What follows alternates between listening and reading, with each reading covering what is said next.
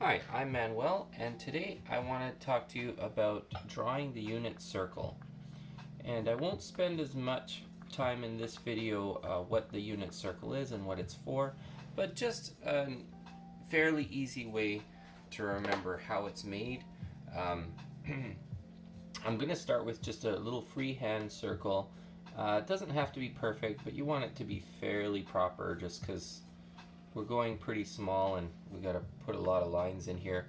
So this circle, I'm gonna chop it into 12 pieces, like 12 slices. I'm gonna cut across. So I'm gonna first equidistant. So we do start with a vertical and horizontal, so like a plus, and then we're gonna do two diagonals. It's like an X in the back, and then this last part's a little more tricky. But now I've cut it into eighths, and I'm going to chop all these eighths into into thirds, each eighth into a third. Basically, we'll end up with 24 slices, okay, or 24 radiuses. What else could we say? 24 pieces, you know. So yeah, with two each of these eights. Okay, right here. That's a little tricky, and it's actually just as a little guide. The numbers we write, we don't have to think. We don't have to be exactly along these little lines, but it's just a reminder where we're at. Okay, so um, I'm gonna start out with radians, which I'm gonna write RAD, and the next I'm gonna do another layer around the circle with sine, which I'm just gonna write SIN, and the next layer I'm gonna be as the outermost layer of the circle. I'm gonna do cosine, which I'm just gonna write as COS, and radians. I'm actually going to use the formula tau over 24. Tau is equal to 2 pi. You can convert it as with a little algebra, but we'll just start with tau over 24 because it's going to be easy to remember in this way. There's 24 pieces, tau over 24. And we'll start here. Now I'm going to write it for every single little line, every single radius on the circle. You can do it any way you want. I like to mark out my my major positions first because it's gonna be a little bit less messy that way. Okay, and let's go with diagonals.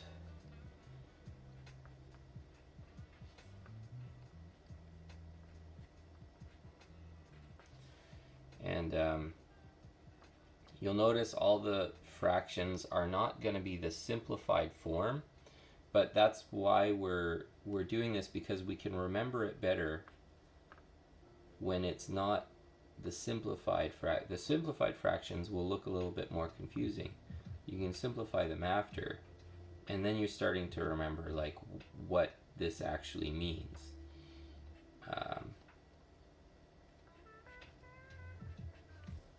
Okay, so I'm just putting 2 in between after I marked out all of my, the same way I drew the lines, after I marked out all my vertical, horizontal, diagonals. Now I'm just putting 2 in between each one of those elements.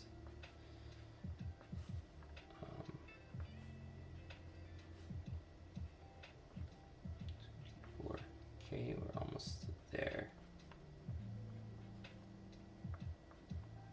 This is a bit of a tight squeeze over here. Okay, now with all of them marked out, I just have one simple last thing to do, and that's just put an integer next to each fraction, just counting up from 0. So basically it goes all around. Put 0, 1, 2, 3, 4, 5, 6, 7. And so these are actually the correct fractions for all all the radians, you can simplify the fraction later. And another way to remember, if you need to convert it to pi, you just either double the numerator or half the denominator. But 19, 20, 21, 22.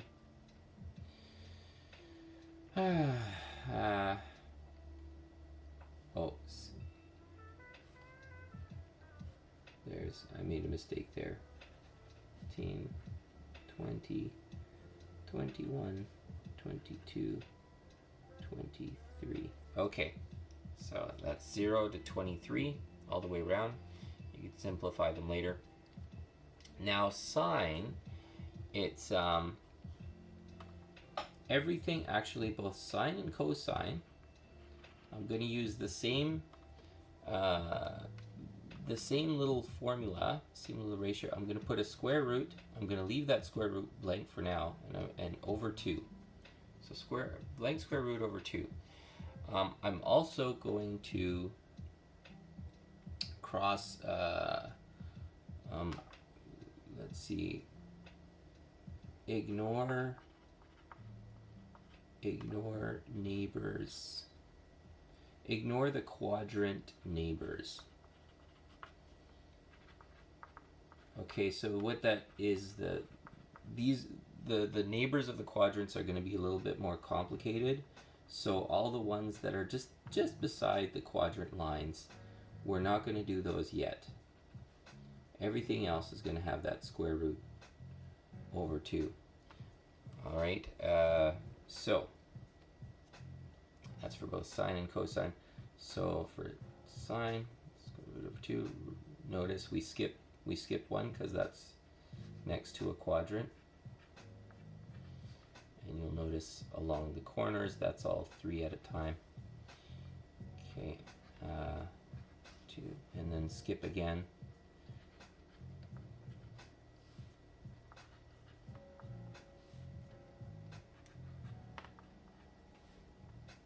Okay.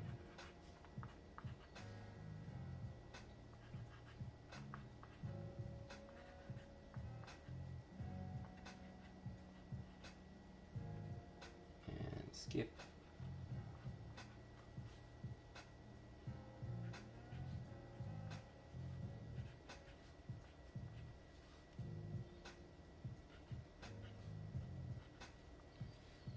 Okay, and cosine, same thing in this case. We're just gonna put square root over 2 with everything.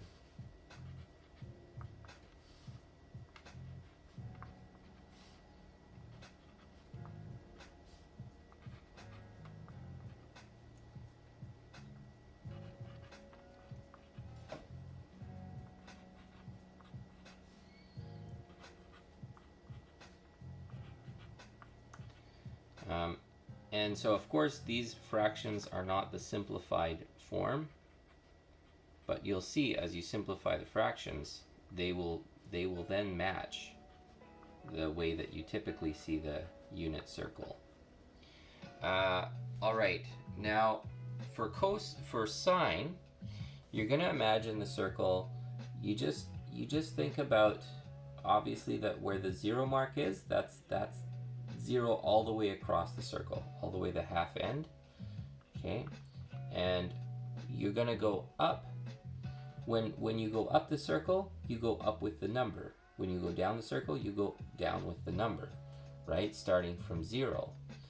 And that's how you fill in all of your square roots along the sine layer. So this is 0, and now we're going up the circle, so you just use the common integers, working your way up and working your way down. So 0, 1, 2, 3, 4. We're going back down now, so 3, 2, 1, 0. And now we're below 0, so we go -1, -2, -3, -4. And we're going back up, so -3, -2, -1, back to 0. Cosine is going to be a little bit different, only because there's a quarter turn. What I mean by that is from the, you could say the 18 tau over 24, or like the bottommost section of the circle is actually going to become the rightmost part of the circle. You have to think about like this. Cosine becomes exactly the same as sine, but with this kind of turn. And so where this used to be your 0, now this is your 0, right? And so you do work your way exactly the same way, just imagining with this as the 0, okay? So now with this 0, thinking that this is the top of the circle, we go up, 1, 2, 3, 4, and we're going back down, so 3, 2, 1, 0, and now a negative, of course, negative 1, negative 2, negative 3, negative 4, going back up, negative 3, negative 2, negative 1. And that's it. That's all the sine and cosine ratios. Now I'm going to tackle one more piece that most math teachers or whatnot might not be expecting this, but if you want to fill those extra angles, you can using this formula. So there's a square root and another square root over 4. And the first square root is 6, the next is square root 2. So square root 6, square root 2 over 4, and they're going to be positive or negative depending on where you need to put them. Basically, the higher up it goes, the more positive you arrange it. And there's only 4 different spaces along the height of the circle, and there's only 4 ways to arrange your plus and minus. So you just have to, you'll have to trust a little bit of an intuition. So let's say at the bottommost, everything's negative. At the topmost, everything's positive. And at just above the 0, well, that's positive 6 minus 2, because that would equal to something higher than 0, right? And just below the 0, that's negative 6 plus, negative square root 6 plus square root 2, because that you'll know intuitively that's a little bit below 0. Okay, so first I'm just going to map out the same way I did with the square root 2, just a bunch of blanks. That's the easiest way for it. I just do chunks that I don't have to think about very much to start with, so that I don't have to so that I'm not over confusing myself. 4, okay. So I'm doing for both sine and cosine now. Just putting in all these blanks. Gets really tight. I know that, because I'm just doing on a plain letter page, you might want to consider doing this on a larger piece, but obviously that's letter paper is what we're going to usually have tons of access with. We don't really do we probably don't use a lot of legal paper with math.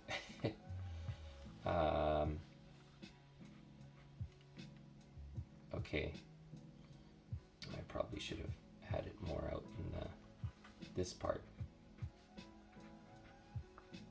That's sine, and then out here is cosine. All right, so now I'm just going to put 6 and 2 in everything. 6 and 2.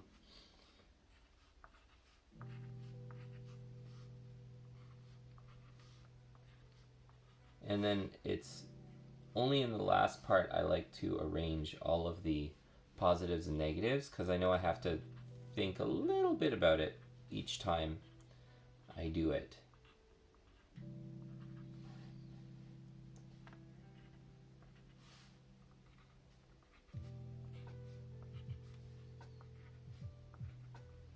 All right, that should be all of them. So let's start with sine. At the sine, this is the most bottom of the circle, and so those are going to be negative. They're both at the same height, so those are negative. And let's just do sine positives. Okay, and then just above the 0, sign is 6, square root 6 minus 2, same above the 0, square root 6 minus 2, and then just below the 0, it's the opposites, negative square root 6 plus square root 2, negative square root 6 plus square root 2. And now cosine, I just imagine with a quarter turn, right? The exact same thing, but what if I turn around the entire circle? So then this becomes my 0 mark. This is my 0 plane, or my 0, yeah, my 0 angle. What do you call that? 0 diameter. So, okay, this is going to be the most positive. So I know that's just positive, positive. And then this is going to be the most negative. And finally, this is going to be just below 0. So that's negative 6 plus 2. Same with over here, negative 6 plus 2. This is just above 0. So 6 minus 2. 6 minus 2. Okay, I've entered everything as far as what all the angles could be.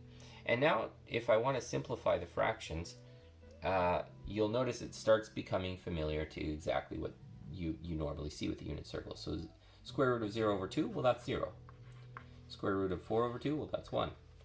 Same here, it's negative square root of 4 over 2, well, that's negative 1. Square root of 0 over 2, that's 0 again. And we'll just work our way around. 0, negative 1. And now with halves, we can do like negative 1/2. It's also negative 1/2. 1/2 square root of 1 over 2 is exactly the same as 1 over 2. Negative 1/2. Again, that's a half, and that's a half. Here we go, negative 1/2, and that's a half right there. Okay, the square root 2 and square root 3 cannot be simplified further, so those are fine.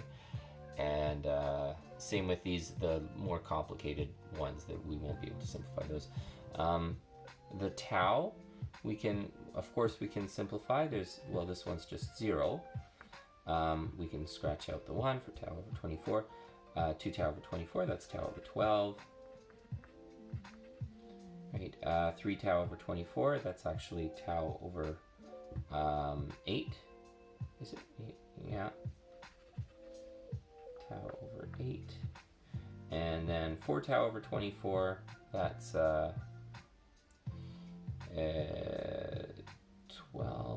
And then tau over 6. Some of these you'll be able to guess just by sort of intuition. Like it's a 6 tau over 24. It's a quarter way up the circle. It's actually tau over 4 because a quarter. And same with 12 tau over 24. Well, that's halfway across the circle. See, that's why it's so much simpler with tau. 18 tau over 24. Well, it's 3/4 around the circle. So 3 tau over 4. Okay, where else do we have? 8 tau over 24, it's a third around the circle. Tau over 3. 9 tau, that's 3 tau over 8. Tau over 8. 5 tau over 12, over there. Tau over 12. What else? We got 14, that's 7 tau over 12. 15 tau over 24, that would be 5 tau over 8.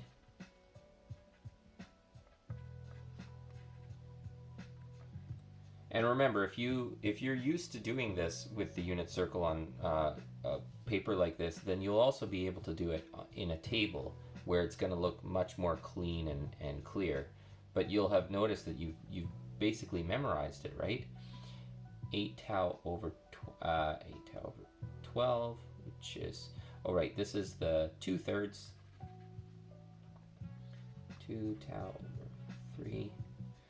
And then this is 6 over 12, which is 3 over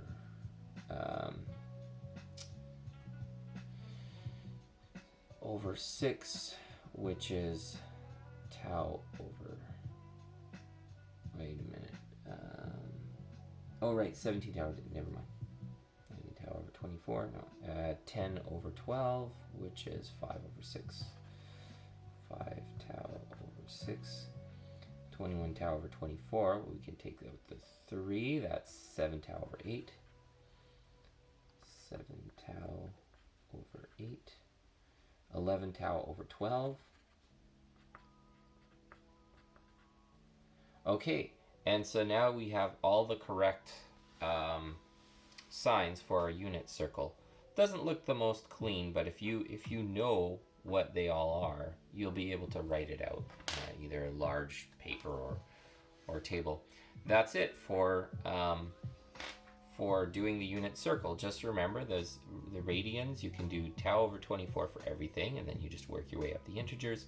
Sine and cosine, square root, blank square root over 2, and then you'll sort it out from there, going up and down the circle.